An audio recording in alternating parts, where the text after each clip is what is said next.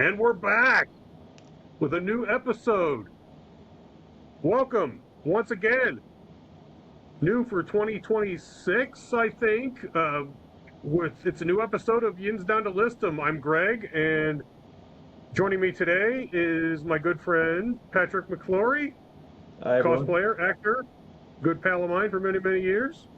Welcome aboard. Glad to have you. It's good to be here. And we are here today to discuss a subject that is near and dear to both of our hearts. It's actually how we became friends, is it not? Yeah, we certainly met from the Rebel Legion in 501st, yeah. Yes, we are here to talk Star Wars. We're here to rank our top 10 Star Wars films. So that could go a lot of directions. Going top 10, we're not obligated to include every film, and if we want to include other films that that one wouldn't necessarily think of as a Star Wars film, we can do that, and that's the beauty of the top 10 format. If I wanted to have Ewoks Battle for Endor at number 1, I could. Maybe I will, but you'll have to wait and see what happens. All right, that's crazy. I didn't know we were doing that. I got a couple. I never saw that movie, actually. Ewoks Battle for Endor. Yeah, I always get them backwards. I think Battle for Endor was the one with Wilford Brimley, so I did watch that on TV when I was a kid. And I don't know that I've watched it since, but it was notable because Wilford Brimley's character, Noah, was like the only Star Wars character to wear glasses up to that point, I think. Oh, wow. I am older than Wilford Brimley was in Cocoon. Which is not that old, really. I mean, he just looked old. He played the same age for pretty much his whole career, and That's true. he had lived several lives as a rancher or whatever before he even dabbled in acting, I think. So, yeah, very interesting guy. Sorry, I never got to meet him, but we'll see if that's the last mention of Wilford Brimley on this list. But now it begins. Top 10 Star Wars films. Patrick, my dude, what's your number 10? All right. Well, my number 10 is Solo. So I did enjoy Solo, and I felt that it was a good action adventure movie. I didn't really get the whole Star Wars feel from it necessarily, but I mean it was fun. I'm drawing a blank on his name, but the guy who played Lando he knocked it out of the park. He was so good. Donald Glover, yep. Thank you. And Han Solo, he didn't really pull off Han Solo to me, but I mean he did a good job acting, but he wasn't a young Harrison Ford to me, so that kind of dropped it a peg. But I mean I had fun watching it. Of course they mentioned Maul in it, and he's awesome. So yeah, number 10, Solo, Star Wars story, right? So excellent. On to you, Master Samuel. Right. My number 10 is Episode 1, The Phantom Menace. It had some great characters. I mean, Qui-Gon Jinn, of course, Darth Maul, as you mentioned, folks like that. And I'd say the plot has aged pretty darn well for something that was kind of seemed to be aimed at younger kids. You could argue it kind of struggled under the weight of its expectations and the marketing decisions that were made, like with it kind of being aimed at children. But and you could say what you want about the acting, but it was exactly what George Lucas wanted. And you can say what you want about Jar Jar, but again, it's exactly what George Lucas wanted. And I saw an interesting meme regarding the Phantom Menace not too long ago about how it's sort of like if Amazon had a private army and they were trying to strong-arm a tiny planet into signing a really bad service agreement, and then these space wizards got involved and had to stop Amazon from doing this thing. And it's aged better than I would have expected when I saw it in the theater 3 or 4 times in 1999. But but I did see it in the theater 3 or 4 times in 1999, nonetheless. Did you see it opening day? Yes, I did. All I was right. there. I didn't wait in line or anything, but I was indeed there. Yeah, I was at a midnight showing. Hmm. Yeah, I might have skipped a class at college or something to take in at least one of those, but it was well worth it because I don't remember what class that was. And do I remember Phantom Menace? Yes. Will I always remember Phantom Menace? Yes. Fair enough. All right. Okay. Number 9, moving along, for me is going to be Episode 2, Attack of the Clones. You know, it gets some hate from people, and I can kind of see why with some of the romance feeling horribly unnatural at times, but that was never the focus for me. For me, Yeah. the focus was seeing Christopher Lee in Star Wars, just like his dear departed friend Peter Cushing was before Oh, him many years ago, yeah. Dooku was so good. and and and, and the moment that really stuck with me and always will was seeing Yoda throw down with him. And I didn't see what wasn't to love because to me, I mean, Yoda is the most powerful Jedi. He should be able to do powerful stuff, and lo and behold, he did. And I was like jumping out of my seat, you know. When Yoda lit that lightsaber, like everyone's heart dropped. Yeah, Hmm. absolutely.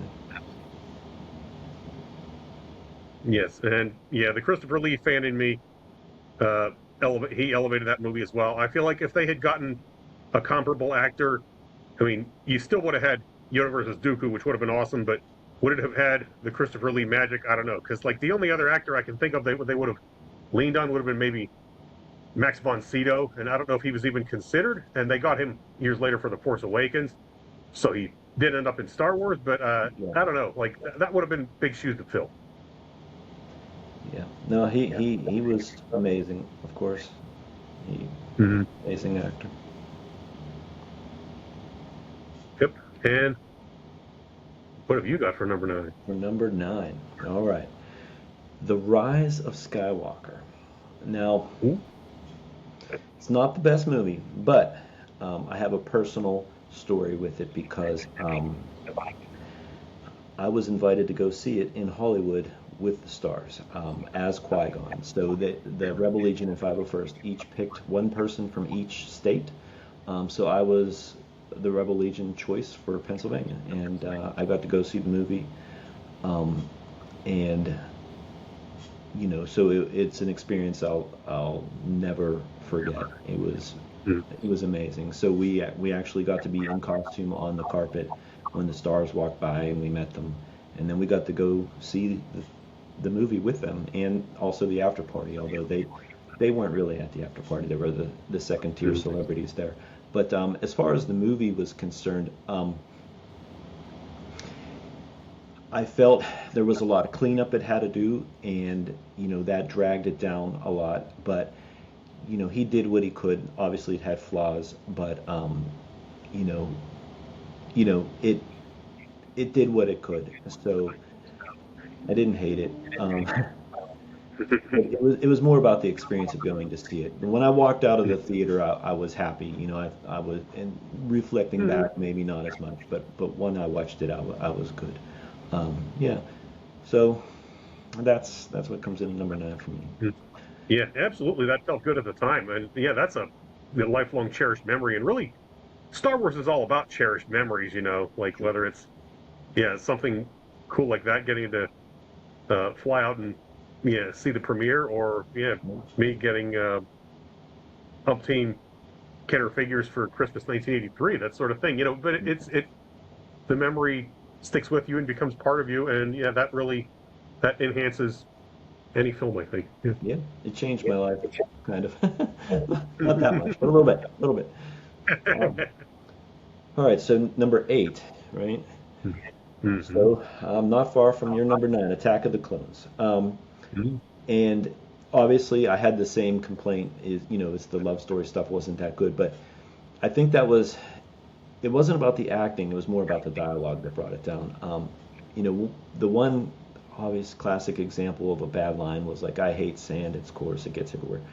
But if you really think about that line, it actually means a lot more than just that. Basically, what he was saying is he was poor growing up, and he lived in a sand planet, and so sand was a nuisance to him. But Padme, sand to her was a beach vacation. So sand really did represent two completely different things.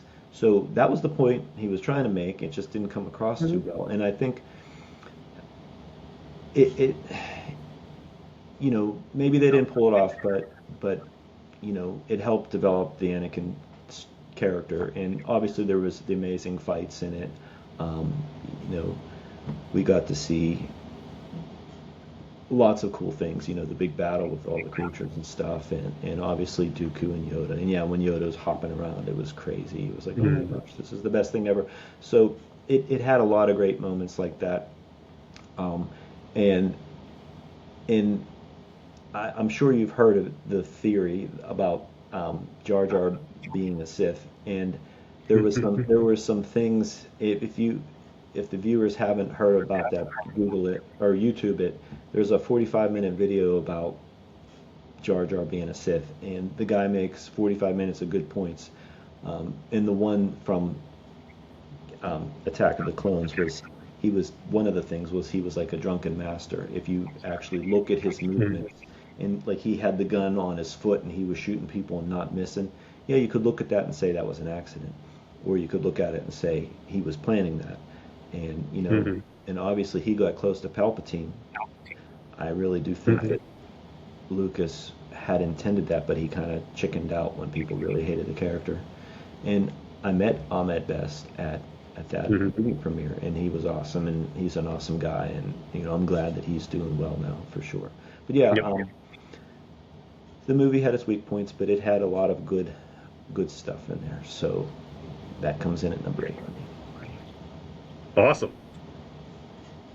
Yeah. My number 8 pivots slightly. My number 8 is The Last Jedi. Now, that's the most polarizing film in the canon, I think it's fair to say. And That's fair, very fair to say. yeah, it's yeah, which may not have worked out to its advantage in the long run, but that movie had guts. It made decisions that no other film would or probably ever will since, because of the reception that it got. But I liked, I think my favorite part was probably Kylo Ren, Ben Solo's character arc continuing to develop in that film. That was my favorite part of the sequel trilogy, seeing that he succeeded where his grandfather failed. He became Sure. Essentially, the Sith boss, where Vader was never able to overthrow Palpatine. But yeah, he was able to take down Snoke, and it didn't bother me because I liked seeing Kylo get that push. And Adam's a great actor too. yeah, he made it happen. Yeah, it was another fun experience to see in the theater. Yep, I give it points mostly for its guts. I mean, unfortunately, it didn't. As you said, there was a lot of cleanup. There was lack of continuity with what came later, but it also featured as Captain Peavy one of my favorite British comic actors, that being Ade Edmondson, with Vivian from The Young Ones. Yeah, one of my favorite sitcoms of all time. Oh yeah, The Young Ones was so good. I haven't thought about that in a long time. We're old. Yeah, that's another show that yeah, will never get old for me. Yeah, Like unfortunately, Kids in the Hall. Yeah. Oh, Kids in the Hall! I love Kids in the Hall. Yeah, Yeah. yeah.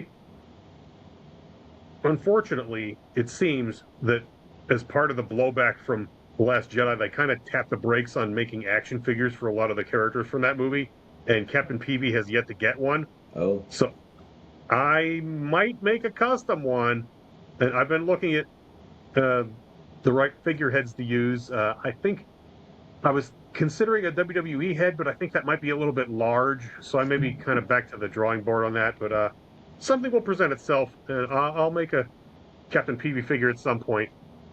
I mean, you could probably do a lot with just paint, Hmm. you know, or maybe even 3D print ahead. Yeah. Oh, there might be a 3D printed one out there. I just haven't gone down that road yet. But that's probably honestly that's probably the modern way to do it. Yeah. Well, I have a 3D printer if you need some help, Well, thank you very much. of course. And that brings us up to number 7, doesn't it? It does. And my number 7 is Solo, which to me was a fun story. It's a popcorn kind of movie, and it it kind of suffered from the backlash from the Last Jedi. It came out like less than 6 months later, and people weren't ready for another Star Wars movie, and they were still kind of um, up in arms over Admiral Akbar dying unceremoniously and things like that, and Leia floating in outer space. These sort of things that didn't go over maybe so well in the Last Jedi, but that's really no reflection on Solo. I thought it was pretty fun. Like you said, Alden Ehrenreich was more his own Han Solo as opposed to imitating Harrison Ford. Yeah, For what that's worth. But I thought it clicked pretty well. that's fair. Mm. Well, And so I actually screwed up my 7. numbers a little bit because I Well, have I them in, won't know the difference. I had an Excel spreadsheet, and the column took it off one. So what was my previous one, the eighth, where I said Attack of the Clones, it was actually The Force Awakens. So a little out of order there. So the Force Awakens. Hmm. Well, you called an audible. I won't know the difference. So, Yeah. hey, it's all good. um, it obviously we had a huge gap in between movies, so it was just awesome to get back to the theater. And some people might criticize that it's too much like the original trilogy, but I didn't actually view that as a bad thing. What I kind of viewed it as was, they were trying to give new fans something that they could, you know, relate to the old stuff and just not make it too crazy of a difference, right? So obviously the next movie is what made it very different, but for that movie it kind of Hmm. kept it in line. And I generally liked the characters and the way they got started, Poe and Finn and Rey.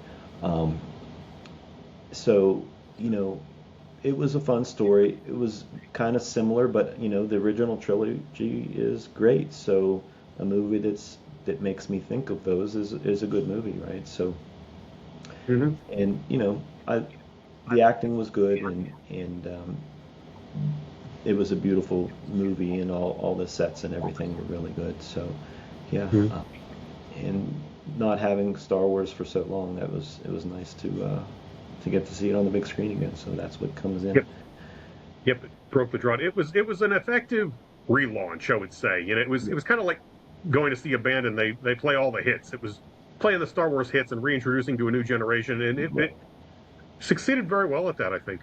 exactly. All right, so my next one, I guess I'm at the number 7 now. Rogue One.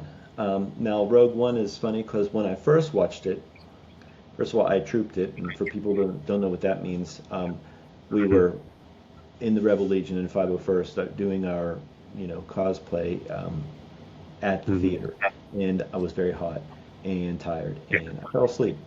And the next two times I watched the movie, I fell asleep both Oh. times. So Rogue One was to me a little slow and a little bit play by numbers. It kind of felt like a computer game to me, so I rated it pretty low. Um, but then I saw Andor, and I loved Hmm. Andor. I think Andor has some of the best writing ever, and some people say it's slow and sure, but it was never boring. And I really started to like the characters and just the idea of the rebellion forming. Um, you see those little pockets, and then of course I watched Rogue One again after I watched Andor season 1 and 2, and at that point it was like, okay, now I can appreciate this movie. And you got to see cool things like storm, AT-ATs on the beach and things like that, and Mhm. it was, even though you knew what was going to happen at the end, because obviously A New Hope came 3 minutes after. Oh, and then the scene with Darth Vader coming down the hall, it was just ridiculous, right? It was so good, Oh my, right? yes. So that movie took me a while to really appreciate, but I do appreciate it now. So yes, it comes in at Mhm. number 7 for me. Excellent. And for me, mine is going to be Mandalorian and Grogu. And yeah, it's obviously the most recent as of this recording, and you could argue it could have been another season of the show, but the magic was there, and it was really a love letter to the George Lucas era, in my opinion. There were so many references and little Easter eggs to things in the original trilogy and the prequel trilogy. I found it really fun to watch, and even there were even references to the sequel trilogy, of course, with the Yinz Dahns, and Yeah. I thought they were adorable and fun. Uh, yeah, I enjoyed it a lot. It delivered the goods. All right. Yep. Moving on up. That puts us at number 5 by my count, which would be for me Revenge of the Sith. And this one, similar to The Phantom Menace, has aged like fine wine. The plot of what can happen if the wrong person is in charge, sort of thing. And but it never would have. None of that ever would have happened in this film if Mace Windu had been nicer to Anakin all along. And I don't know if that gets talked about enough. Because Palpatine was always nice to Anakin, so of course he's gonna trust him and uh, give him the benefit of the doubt on these things. And Windu never warmed up to him and was kind of impolite to him. Like all around. He poo pooed him and Yeah. yeah, disrespected him, and it kind of came back to bite him. To bite him in the hand. It's funny. I obviously noticed that Windu didn't do that, but I never, wasn't nice. But I never actually considered that. Hey, if he was nice, then he wouldn't have needed Palpatine to be nice. That's interesting. I never even thought of that. Pretty cool. I didn't mean to cut you off. No, that's okay. No, I am good. So, Okay. what have you? All right, so my next one is right where yours was, Mandalorian and Grogu. I actually Oh, really liked it. I went in with very low expectations. I thought it was just going to be bad because season 3 wasn't the greatest. Um, mm,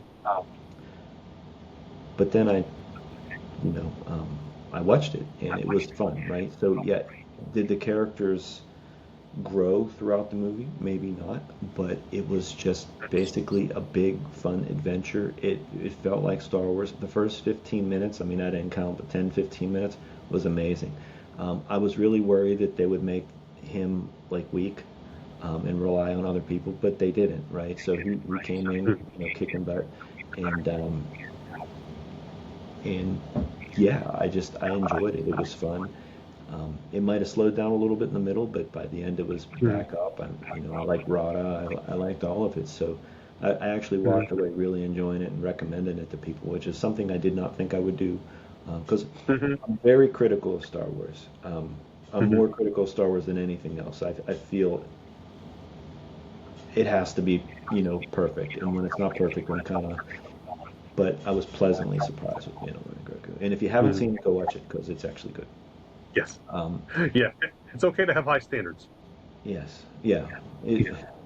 Well, also you mentioned I do dabble in acting. Obviously nothing big. You're not going to find me in Hollywood, but one thing you do is you actually can appreciate other things that people might not notice, like the acting really in good dialogue. I really care about that, and I can't look past it if it's bad. and I can spot it instantly. But I didn't, he's a little wooden in the character, but it's fine. Um, Mhm. I don't know how you can really act with a helmet on the whole time anyway. So, but yeah, no, I really enjoyed it. Okay, so next, um, Mhm. The Phantom Menace. So Mhm. obviously this movie holds a special place for me, but it came out in '99, and so it had been 14 years since we saw a movie. So getting to see Star Wars again in the theater after 14 years was amazing, right? Um, and yes, the whole Trade Federation thing might have been a little boring at the time, even though it's kind of seems like what's going on in the world right now. Mhm. That being aside, clearly Qui-Gon changed my life, right? Because Mhm. I kind of became Qui-Gon, and I got to go to Hollywood. I've been on, the Pirates broadcast, the Penguins broadcast. I went to a children's hospital and handed out, toys to sick kids for Christmas as Qui-Gon. So Qui-Gon has changed my life. So that movie, I have to love it. And um, Jar Jar might have been a little over the top, but I didn't hate him. But in the Duel of the Fates, right? One of the most significant laser sword battles of all time, right? And I heard Dave Filoni talk about that, and it was a really interesting point he made, that the song, obviously, in the scene is the Duel of the Fates, and that is the fate of the Star Wars universe. If Qui-Gon lives in that scene and they defeat Maul, then none of the rest of this stuff happens, right? So he had to die there, um, so that Anakin could fall. So, and Anakin had to fall. I won't put spoilers. He's Darth Vader, and he's Luke's father. Um, so it had to happen, and but the fight was amazing. Darth Maul was amazing. When that second lightsaber came out, I was mind blown and everything. And obviously Liam Neeson's an amazing actor, and Ewan McGregor is amazing actor. So and it was really fun to see how Jedi were. You know what I mean? Because we saw Luke, we saw Obi-Wan before that, but we never got to see like a classic Jedi. And in my opinion, Qui-Gon is the quintessential Jedi, right? He represents how I envision Jedi should be. So he was my favorite character in that, and Darth Maul as well. And here's the Battle of the Fates right here on my shirt. So yeah, um, that's what comes in at number 5 for me is the Phantom Menace. Excellent. Mine's going to be Rogue One. And this really, for as much as I enjoyed the prequel trilogy, this was the prequel I wanted because it had Darth Vader in it and a decent bit of him, and you got to see him doing Darth Vader things. At the end of that tunnel,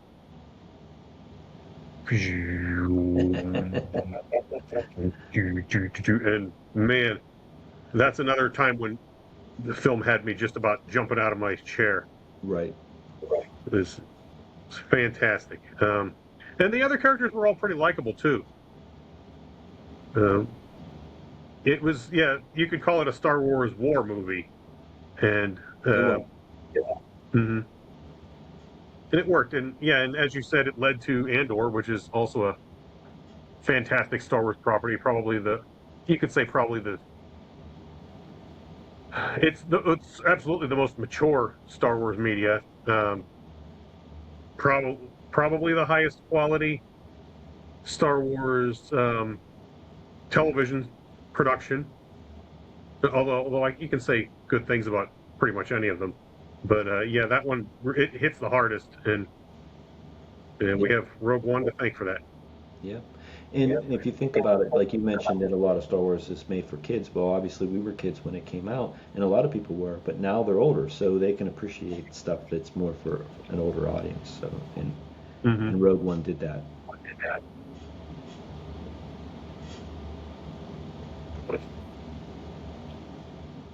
And from here on out, our lists are going to get a little more predictable, I think. Maybe, maybe. Yeah. Okay. Because I am up to number 3 now, and I've got The Empire Strikes Back, which is heresy for some people, like to have it as the least favorite of the original trilogy. But I thought you would there is a put. hair's breadth between all of them in my heart because you know it's baked into my spirit. It's been part of my life for as long as I have been on this planet, and so it's yeah, it's probably a perfect film. Probably it's arguably the best pure film, technically the best. Which, but by the same token, nostalgia plays into it, and it was probably the one that I saw the least as a child, and that's why I had to decide to put it slightly below the others. I just need to point out one thing. You literally just said our lists were going to get predictable, and then you threw that right out the window by saying Empire Strikes Back was number three. So, anyway, continue. Hmm. Well, that puts me to the next one, which would be, well,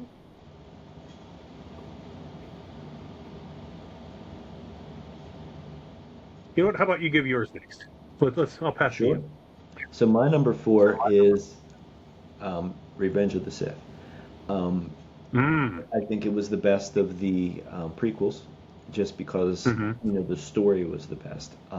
And my favorite part was also involved Palpatine, but it was the way Palpatine manipulated Anakin. Now, obviously, it happened very fast, but I mean, you have a 2-hour film, right?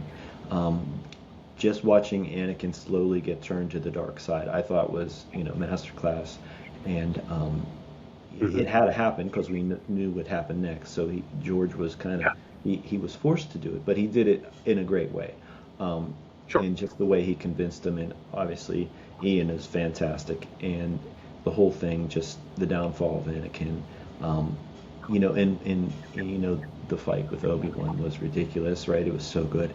Um, probably the well, probably the best fight in the movies, at least. Um, between two people. And yeah, so Revenge of the Sith gets my nod for number four. Excellent. Yeah. And I think I got ahead of you in counting. So how about you do number Yeah, 3 as well? I noticed that, but I don't know how it happened. I don't remember it happening. Yeah, yeah, Um, yeah. We played a number trick on ourselves somehow, but yeah. that's okay. Okay. So number three uh, is Return of the Jedi. So Mm. I was still a kid when it came out, obviously, but so I could appreciate the Ewoks a little more than like a 40-year-old might. But yeah, I mean, it was just a fun movie, and it was the conclusion of the original trilogy, and we got to see Luke and Leia and everyone happy, and the that she was his sister, that big reveal, and the Ewoks were fun, and we got to see a planet, Endor, and yeah, I mean, so it was more varied, and I don't know, it was just not my favorite movie of the original trilogy, but it was definitely one of my favorite Star Wars movies. And I was Hmm. what 13 years old when it came out in '85, right? So yeah, I was 12 years old when it came out, so it hit me at the right time. Um, Hmm. That makes a big difference. yeah, and Luke, and Vader finally like showing that he had some good left in him and proving Luke right, and seeing Luke with a lot of power just was an awesome thing to see. So yeah, Hmm. that's my number three, Return of the Jedi. Excellent. And as luck would have it, my number 2 is Return of the Jedi. I And think yeah, again, that's the one that I'm closest to as far as nostalgia because I was 3 years old when that was hitting big with the merchandise. So that's when I got all the cool toys. Yeah, I got Obi-Wan Kenobi and Chewbacca, which I played with did you see constantly. it when you were 3 years old? If I did, it was at a drive-in theater, and I don't remember it. I would have Okay. been probably sleeping in the back when my parents watched it, because I suspect they did, because my dad bought me most of the Jabba the Hutt toys, well, pretty much all of them really, and because he found him very entertaining, and that's another part of it that really grew on me was yeah, the Jabba's palace scenes. I just thought they were amazing to look at, and it was yeah, really a fun part to watch. Luke do his thing at his Right. full power, Right. and Exactly. yeah, I remember watching that movie clearly for the first time in about 1985, 86. I want to say it's 86 based on what I've researched when it came out on VHS. Okay. And yeah, before my family before my immediate family had a VCR, my grandparents had one. And I remember them renting the Star Wars trilogy and watching it there and being mesmerized. But I was young enough that I cried when Yoda died. And I still remember that. Yeah, when Yoda, because I had just seen Empire Strikes Back, where he's this, you know, peppy, happy character who gets serious, but then when he's old and sick and he disappears, yeah, I remember crying. It left an impression on me, and um, yeah, the whole thing felt very epic as a 5-year-old. So I was the right age for it to make the right impression on me, and I'm glad for that. You know, you touched on a point that some younger viewers wouldn't know, but yeah, obviously way back then, you didn't get DVDs or VHS to buy. You rented them because buying would have cost $100, but you could rent it for like Hmm. $3. So that's what we did. So of course, I have multiple copies on VHS now, but yeah. So Same. it was quite the thing to go rent a movie and get to watch it. Yeah, Hmm. it's very different today. Which is Well, very part of the much so. problem with movies today, especially Disney movies, when they show up on Disney Plus, a month afterwards. A lot of people just wait. You know, Hmm. when Yeah. if it was 6 months, they'd probably go to the theater. Yeah, it's at Disney your is smarter than fingertips me. instantly, and some of that magic is gone, Yeah, unfortunately. Yeah. yeah. And Fallback of our. Star Wars needs to be seen in the theater, right? You can't watch it on Hmm. TV first. So Yeah, yeah, the shared experience. There's really something to be said for that. yeah, 100%. All right. So Okay, we're so doing me. number two, what do you have? All right. Well, I did a little flip-flop with you, and when you said it would get predictable, and I said maybe it's because number two is The Empire Strikes Back. Um, and I basically agree with everything you said. Technically, it might be the best movie of them all. Obviously, we had a lot of very cool things, especially one that probably hits home with you with Han Solo getting frozen in Hmm. carbonite and everything, and just Cloud City. Yeah. Oh, Yeah, yeah. If I've never mentioned it, I am Han Solo in the Rebel Legion, just as Patrick is Qui-Gon Jinn for Ghost Base, the Western PA chapter. Yeah, so and here's there I something am stuck. Yeah. I 3D printed. So, um, anyway, yeah. So, obviously, then the fight with Luke and Vader was an amazing thing, and even though Luke couldn't win, Hmm. yeah. So, Empire Strikes Back it was amazing, but it has to land at number two for me, and um, that's because I guess I'll go with number one. The only thing left, other than a couple movies we won't mention, but it's A New Hope, right? Of course, that was just Hmm. called Star Wars when I saw it the first time. And the reason I put it number one is because it started it all, right? Without it, Empire Strikes Back wouldn't have existed. So, in the, I mean, it was the one that showed us all of that stuff the first time, right? So Empire Strikes Back got to ride off of its coattails, but in A New Hope, it was just breaking ground, right? And we know that there was influences from some old Japanese films, but to see it on the big screen, and I did see it in the theater, but not I, and I don't know how I remember it because it must have been re-released right before Empire Strikes Back in the theaters because I would have been 4 years old when it came out, and I can't imagine that I remember watching it. But I did see it in a drive-in. I remember, when Obi-Wan's dropped and his cloak was just on the floor and Vader was like, I remember watching that in the theater and just being, like shocked that that happened. Um, but yeah, introducing us to, a galaxy far, far away, the music. I mean, John Williams, we have to mention him. Yeah, I mean, Oh my gosh, huge part of Star Wars. he is. I really think that without that music, Star Wars wouldn't have been the hit it was. I think he was that influential in the series. And just, the opening crawl, the boom, and the music playing, and Mhm. it just, I still get chills when I hear the music. And it all started from A New Hope. So, it has to be my favorite because it started all of it. Yes, that I think we've narrowed it down enough that I can say that I agree. New Hope is my number one as well. It was, yeah, the original and the most magical. Yeah. I mean, yeah, where else are you going to get, you know, whole armies of these dudes piling through the door in the first 5 minutes of the movie, going after this gal with the cinnamon bun hairdo, and of course the best movie villain probably there ever will be, has ever been, and I really don't see anyone surpassing him, Darth Vader. And that's a character I'm very protective of. I don't feel he should be made to look weak or foolish or anything, and he seldom does, which is good. Um, yeah, again, the nostalgia comes into play, and that was probably the one I watched the most on repeat as a kid, and definitely the one I listened to the book and record set of the most. Learning to read along with the book and record. Uh, I had Star Wars. I had Empire.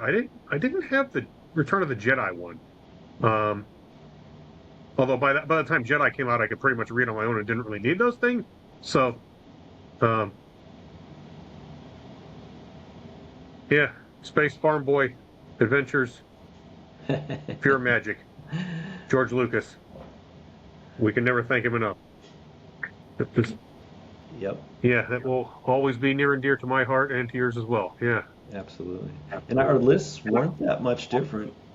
There was a Hmm. couple like, but that was, they followed the same pattern pretty much. Yep. So I Yes, we're approve. likewise. Yeah. Hey, thanks so much for joining me. This has been great fun. Absolutely. Thank you. Mhm. Yeah, I look forward to any future collaborations and seeing you again, Yes. whatever that may be. Yes, we'll do it again. Yeah, you name the subject and we'll rank All it. right. Cool. All right. All right. Yep. Bye, Until next everyone. time, keep watching Star Wars. Bye, folks.